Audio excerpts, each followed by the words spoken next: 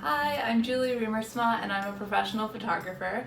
One thing people always ask me is how to get that nice blurry background effect in their photos. If you're a small business owner, you know you only have a couple seconds to grab people's attention on Instagram. So having your subject or product in focus and having the rest out of focus is a great way to do that. So if you have a DSLR camera, you have a few more tools that you can work with, but I'm going to show you it's totally possible to do just with your cell phone camera.